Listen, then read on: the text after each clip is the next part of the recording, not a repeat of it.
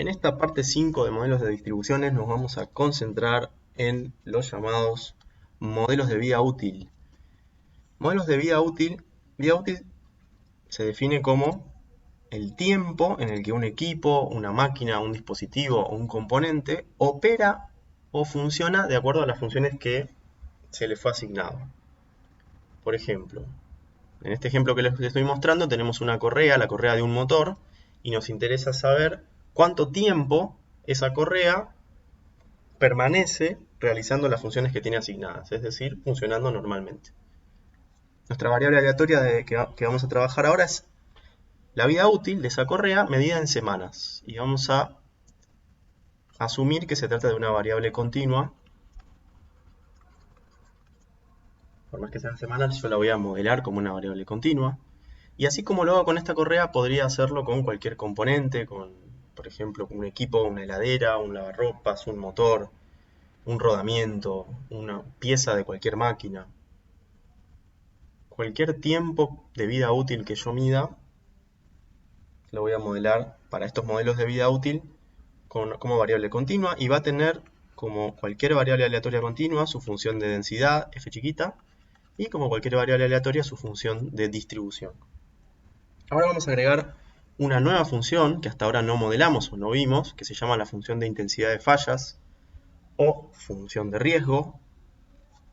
La vamos a llamar lambda de t y matemáticamente se calcula de la siguiente manera. Es el límite cuando delta t tiende a 0 de probabilidad de que t sea mayor a... Les voy a copiar la definición matemática y ahora la interpretamos un poquito.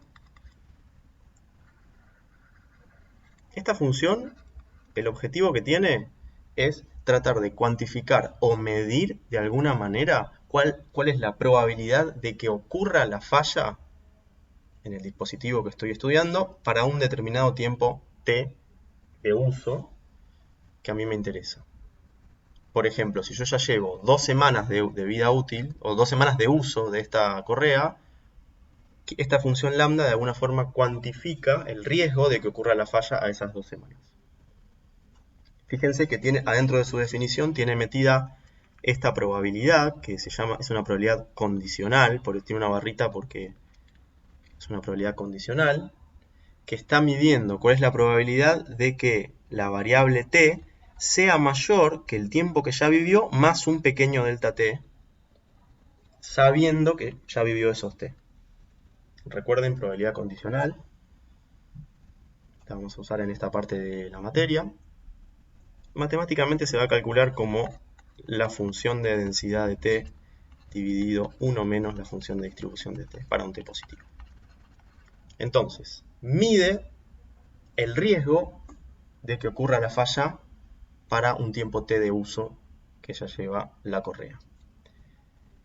Ahora, ¿qué situaciones se nos pueden presentar? Fíjense, es muy útil esta función lambda porque puede ir tomando distintas formas que reflejen distintas situaciones en la realidad.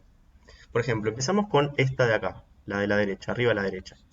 ¿Qué pasa si el componente o la pieza que yo estoy modelando tiene un desgaste? Lambda debería ser una función creciente. ¿Por qué? Porque a medida que pasa el tiempo, a medida que yo uso, el componente se va desgastando, entonces el riesgo de falla aumenta hasta que es insostenible, ¿no? Fíjense esto creciente. ¿Qué pasa al contrario? Hay otro ejemplo muy común que se llama mortalidad infantil, entre comillas, que se refiere al hecho de que hay algunos componentes que tienen mayor propensión a la falla cuando recién empiezan a ser utilizados. Imagínense cualquier producto que sale recién de fábrica y necesita ser testeado. Por ejemplo, cuando ustedes se compran un producto nuevo, un dispositivo electrónico, una heladera, un lavarropas, cualquier cosa que compran, al principio tiene una propensión a la falla hasta que todo se establece y luego la función de riesgo se mantiene constante o disminuye, ¿sí? Es decir, al principio aumenta y después se mantiene constante. Acá sería un patrón decreciente. Entonces, para estos dos patrones, el patrón de desgaste y el patrón de mortalidad infantil, es muy útil saber qué forma tiene la función lambda, porque nos permite, en el caso 1, establecer, por ejemplo, una estrategia de mantenimiento. Es decir, yo cuando llego a este tiempo T0, reemplazo la pieza por una nueva, por ejemplo, si estoy en una fábrica o en un proceso, porque sé que a partir de ese T0 va a empezar a aumentar el riesgo de falla. O en el caso 2, por ejemplo, establezco el periodo de garantía del producto hasta un tiempo T0 porque sé que a partir de ese tiempo T0 se establece la probabilidad de falla, ¿no? Ya decreció lo suficiente como para que pueda usar el producto correctamente. Un tercer caso podría ser ninguno de los dos, es decir, no hay ni desgaste ni mortalidad infantil, es decir, en cualquier momento del tiempo la falla puede ocurrir con igual probabilidad, es decir, el riesgo es constante. Y esto va a estar modelando las fallas que ocurren por accidente. Imagínense en una fábrica que está trabajando con todos los procesos con total normalidad. A veces ocurren accidentes, esos accidentes no dependen del momento del tiempo.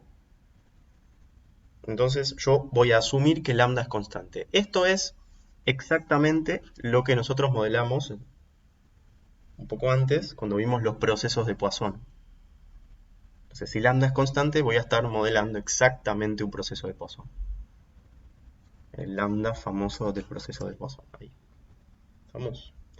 En la industria se dan también combinaciones de estos patrones, por ejemplo el famoso curva de bañera se llama, que es cuando decrece al principio y crece al final. Es decir, hay una mortalidad infantil, pero también hay un desgaste sobre el final de la vida útil. En resumen, con esta función lambda me va a permitir modelar distintas situaciones y a partir de la forma que tenga yo voy a usarla de distintas maneras para trabajar con la vida útil de un equipo o de un componente. Hay un modelo muy famoso en este campo. Esto se usa mucho en lo que se llama ingeniería de confiabilidad. Después googleen, si a alguno le interesa. Es todo un campo de estudio muy interesante, ingeniería de confiabilidad o ingeniería de mantenimiento. Trabajan mucho los ingenieros mecánicos y los industriales también.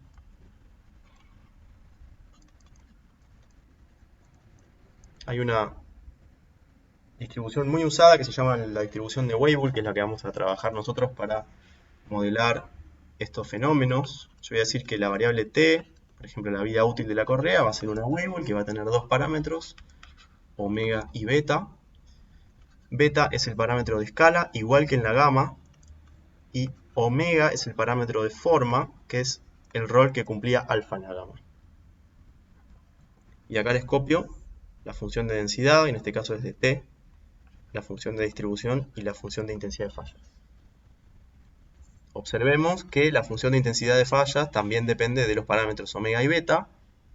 Y acá les voy a poner distintos escenarios. Vamos a asumir que nuestro beta vale 200 para la correa y voy a ver cómo se comporta la función de densidad f de t para distintos valores de omega. Fíjense cómo cambia la forma, omega cambia la forma de la distribución. Para valores menores a 3,6 la distribución tiene asimetría positiva y para valores mayores a 3,6 tiene asimetría negativa. Es decir, en este caso, para valores mayores a 3,6, la gran mayoría de las fallas se producen sobre el final o alrededor de un valor central, mientras que algunas ocurren antes. Algunas pocas son más chiquitas. Es el opuesto a la simetría positiva, ¿sí? Ahora, fíjense lo interesante de esto. Les voy a mostrar para estos valores de omega cómo cambia la función lambda matemática. Después ustedes reemplacen en esta expresión de acá y vean las ecuaciones en cada caso. Pero fíjense que si empecemos con este, por ejemplo, si omega vale 1, lambda es una constante. Es decir, si omega vale 1, nosotros vamos a estar diciendo que t tiene distribución exponencial. Es decir, vamos a estar modelando una duración entre ocurrencia de eventos de un proceso de Poisson. Reemplacen y después vean, ¿no? Reemplacen con omega igual a 1 y les va a quedar exactamente la ecuación de una exponencial. Y la forma es la misma, ¿no? Acá estaría lambda. Ahora, si omega es menor que 1, la función lambda es decreciente y nos va a permitir modelar mortalidad infantil. Y si omega es mayor que 1, la función lambda es creciente y nos va a permitir introducir la posibilidad de que haya un desgaste en la correa. Como todos saben, la correa se desgasta en general, entonces debería ocurrir que nuestro omega sea mayor que 1. Ahora, mientras más grande sea el valor de omega, fíjense, mientras más grande sea el valor de omega, más se va pronunciando el desgaste sobre el final o sobre un mismo o sobre un valor central. Fíjense, esto es omega mucho mayor que 1. Esto significa que todas las piezas vienen funcionando con normalidad o con un riesgo de accidente bajito hasta un punto en el cual abruptamente sube el riesgo y empiezan a fallar todas juntas. O sea, el fin de la vida útil se concentra sobre un mismo valor mientras más grande es omega. Y eso en la función de densidad lo podemos ver acá, porque fíjense, mientras más grande es omega, más se van a ir concentrando todas las piezas sobre el final de la vida útil, salvo algunas poquitas que van a fallar por accidente al principio. ¿Estamos? Entonces, nuestra correa podría estar en alguno de estos tres casos, en alguno de estos tres escenarios. Moraleja, mientras más cerca de 1 está la función de el omega, más importancia tienen las fallas accidentales. Cuando omega vale 1, no hay desgaste, solo fallas accidentales. Y cuando omega es mayor que 1, se introduce el desgaste, ¿no? Que mientras más importante es a medida que aumenta el valor de omega. Bueno, vamos a después hacer ejercicios y vamos a ir viendo distintas aplicaciones de la Weibull. No es la única distribución que se usa para confiabilidad. Se usa también la log normal, la gamma, la normal. Porque si ustedes después la googlean, tienen distintas características interesantes para lambda, para la función lambda. Así que después vamos a ir trabajando ejemplos de esta Weibull. Fíjense lo importante, lo útil que es con una misma distribución poder modelar distintos escenarios de la vida real.